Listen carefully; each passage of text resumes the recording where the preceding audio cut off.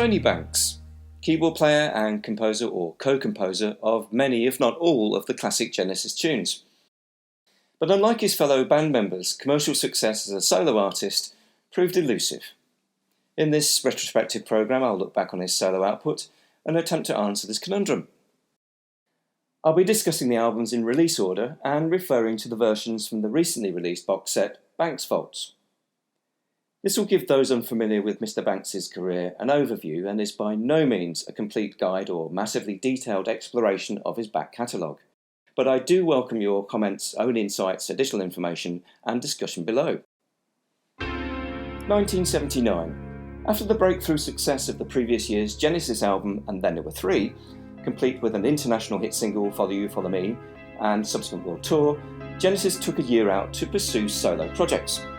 A Curious Feeling is in many ways the natural successor to that album, but rather than a collection of shorter songs, Banks felt free to write in long form around a concept. This format does play, I think, to Banks' strengths as a composer of narrative song. Based loosely on the novel Flowers for Algernon by Daniel Keyes, it was recorded at ABBA's Polar Studios in Stockholm, Sweden in 1979. Tony played all the instruments himself, apart from drums, which feature Genesis drummer Chester Thompson, and vocals are provided by string-driven things Kim Beacon. The album has a consistent feel and quality to it, with several trademark sounds and elongated instrumental passages, but also some real earworms and commercially appealing songs. Apparently in the early stages of production, Banks had utilised drum machines on some tracks, but then decided to overdub these and replace them with Thompson's real drums. A decision he may have subsequently regretted, as this proved to be a winning formula for both Genesis on Duke the following year, and also became a mainstay of the hugely successful Phil Collins solo sound. This album, for obvious reasons, remains closest to the sound of Genesis of all his works, and there are both instrumentals and complex instrumental passages throughout. Banks himself has favourably compared the album to his other epic-length works such as Wyndham Ruthering's One for the Vine, inasmuch as it is an unadulterated Tony Banks composition. There would be two hugely successful Genesis albums following his solo debut, Duke in 1980 and Abacab in 1981, before Tony returned to the studio to work on more solo material. The Wicked Lady soundtrack of 1983 was written in the same period as that year's solo offering proper, The Fugitive. The soundtrack has two distinct halves. The first, the fully orchestrated score based on Side 2's home studio demos played by Banks on a variety of synths and drum machine. It's a fascinating insight into how a good arranger can transform strong melodies and moods into something on another level musically, and the results of Banks' transformed music may have inspired him to think that he might at some point in the future want to explore the idea of writing in the classical idiom himself. The Wicked Lady theme itself was apparently considered for re-recording and inclusion on the Fugitive album, and it would have been interesting to hear a version of that with the musicians he assembled for that project, as it's a very strong composition. The resulting solo album, The Fugitive, was to owe more to Duke, and in particular Abacab, in its approach to sound. So gone were the lush orchestral sounds, and a more pop synth approach with a heavier guitar and drum sound took over. Many of Tony's fans regard this album as a favourite, as he also took on the vocals himself.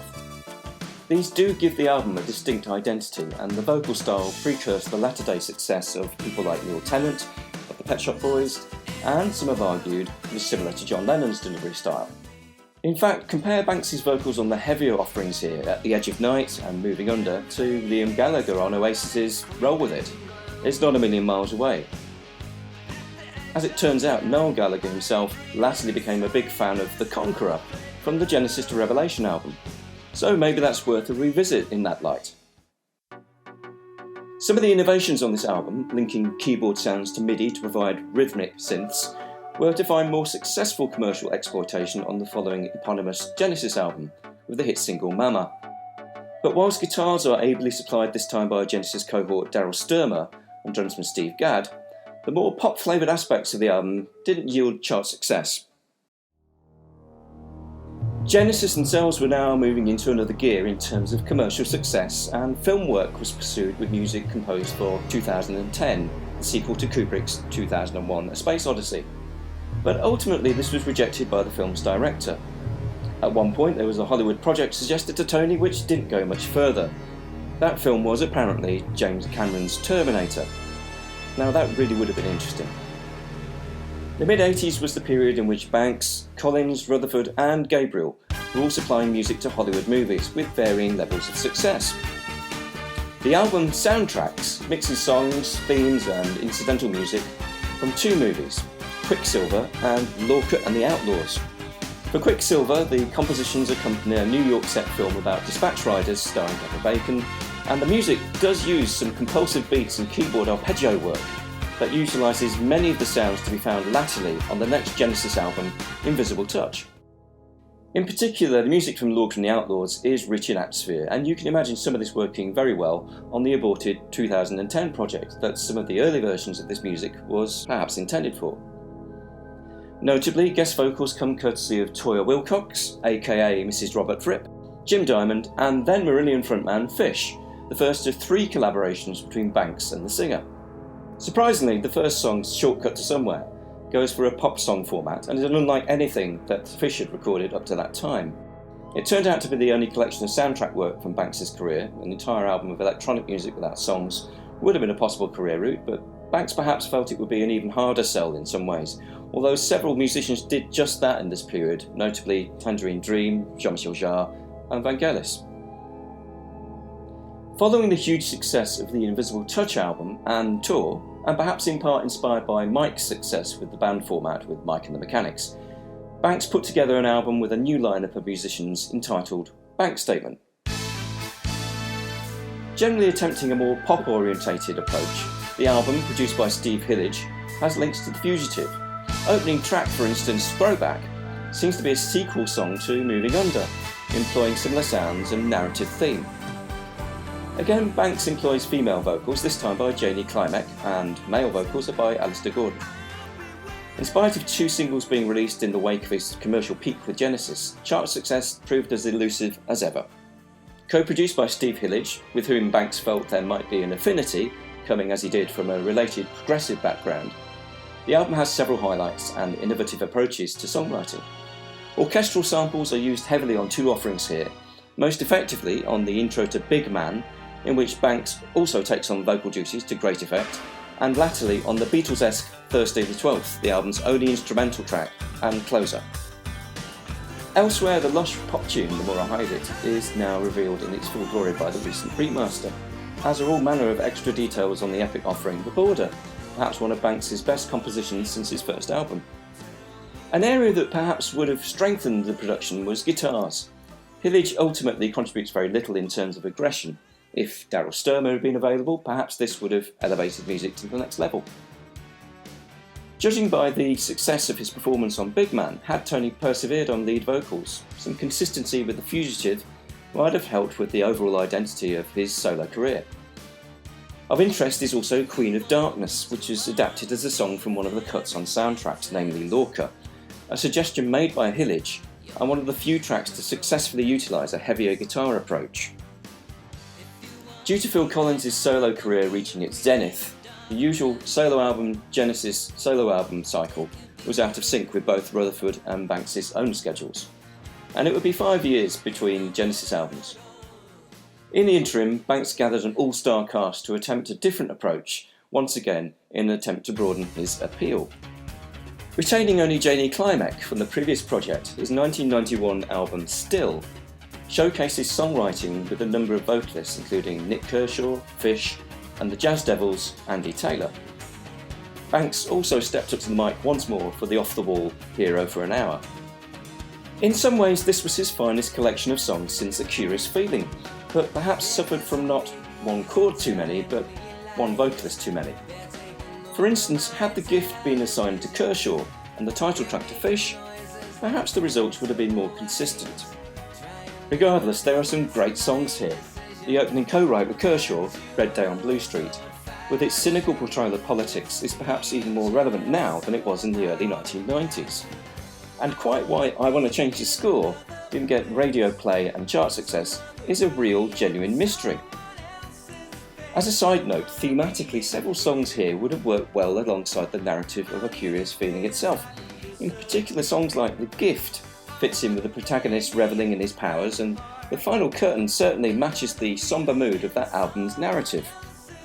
Another song worth listening to is Janie Climax's performance on Water into Wine, a song on a par with Hold On My Heart for atmosphere and a beautiful use of chords and sound palette. Strangely depressing and comforting at the same time. Another notable song is a very successful collaboration with Fish, Another Murder of a Day. This is the long-form piece and has very definite mood swings and stylistic changes throughout. The remaster really brings out the subtleties of the drumming and percussion and just the wide sound palette employed on the keyboards. Lyrically, it would appear to chant the day in the life of a prostitute with a drug habit. Fish's lyrics, not Tony's. The rest of 1991 was taken up with recording the next Genesis album, We Can't Dance, and the subsequent tour, and it would be 1995 before Tony released another solo project.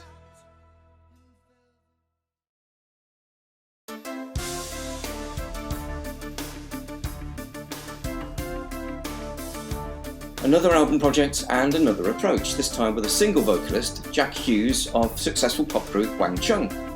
A very canny move, as Hughes' voice is not a million miles away from Tony's own, and it would be interesting to know how much he brought to the project in terms of vocal delivery style. I suspect Banks may have recorded a few guide vocals along the way, as some of the stylings, as with Ray Wilson on Calling All Stations, are definitely in the Banks mould. In terms of the overall sound of this project, Strictly Inc., for Incognito, had its DNA in Duke, as well as The Fugitive and Still. Additional musicians on this album include Daryl Sturmer on guitars, Nathan East on reel bass, and on drums, Steve Winwood drummer John Robinson.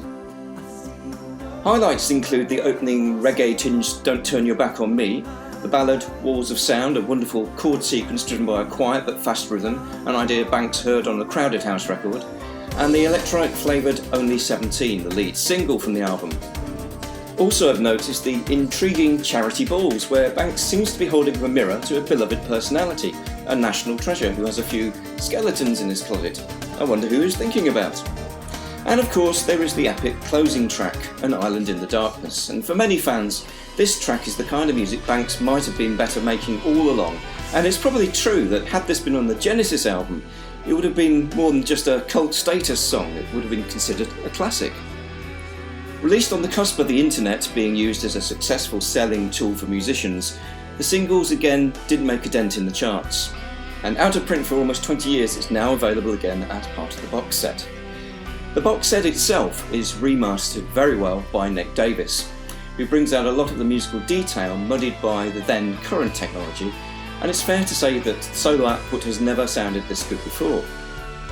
And so finally to the question of why Tony never had a hit record or as successful commercial results as his peers.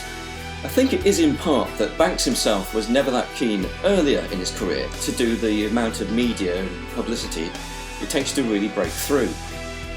Clearly the writing and performances are up to scratch, but certainly in the music business in the pre-internet era, image and column inches in music magazines absolutely ruled. It would be really interesting in the light of Banks' latter-day success in the classical arena to see how the internet might now push his music out there without having to go through the traditional media, although it would seem he is a lot more relaxed about doing radio and TV interviews these days.